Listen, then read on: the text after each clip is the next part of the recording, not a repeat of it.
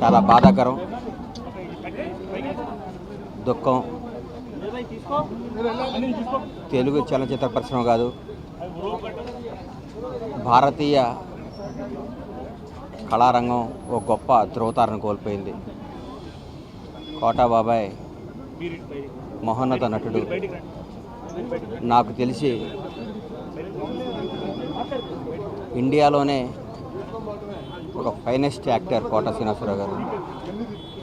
83 ఏళ్ల వయసులో గత 20 రోజుల నాడు ఆయన దగ్గర రావటం జరిగింది. చాలాసేపు కూర్చుంటే ఆయనే కబురు చేసి పిలిపించారు, ఒకసారి వచ్చిపోరా అన్నాడు. వస్తే ఆయన విషయాలు చెప్పుకుంటూ వాళ్ళ మనవళ్ళ నంబర్ నాకు ఇచ్చి, నా నంబర్ వాళ్ళ మనవడికి ఇప్పించి, అరే ఎప్పుడు ఏ అవసరం ఉన్నా ఈ పిల్లలకి కొద్దిగా రెస్పాన్స్ ఇస్తుండ్రా అన్నాడు. ఏందో నాకు బాధ్యత తప్పు చెప్పాడేమో అనిపించింది.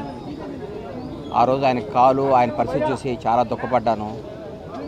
ఎందుకంటే ఆయన నటుడుగా ఆయన చేసిన పాత్రలు, ఆయన చేసిన విధానం, ఆయన జరిగిన జీవన శైలి, ఆయన బతికిన జీవన శైలి ఓ అద్భుతం.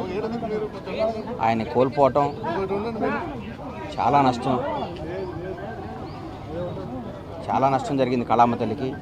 ఒక గొప్ప నటుడిని కోల్పోయాం. చరిత్రలో ఒక తెలుగు చలనచిత్ర పరిశ్రమ చరిత్ర రాస్తే కోటా గారికి ఒక పేజీ ఎప్పుడూ ఉంటుంది. ఒక మహానటుడిని కోల్పోయాం. ఆయన పవిత్ర ఆత్మకు శాంతి కలగాలని ఆ భగవంతుని కోరుకుంటూ ఆయన కుటుంబ సభ్యులకి నా ప్రగాఢమైన సానుభూతి తెలియజేస్తూ, తెలుగు చలనచిత్ర పరిశ్రమ ఆయన కుటుంబానికి ఎప్పుడూ అండగా ఉంటుంది.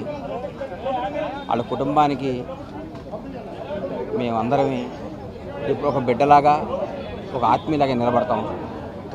ఎక్కడున్నా ఆయన ఆశీస్సులు మాకు ఉండాలని, ఆయన ఎక్కడున్నా చల్లగా ఉండాలని భగవంతుగా కోరుకుంటాం.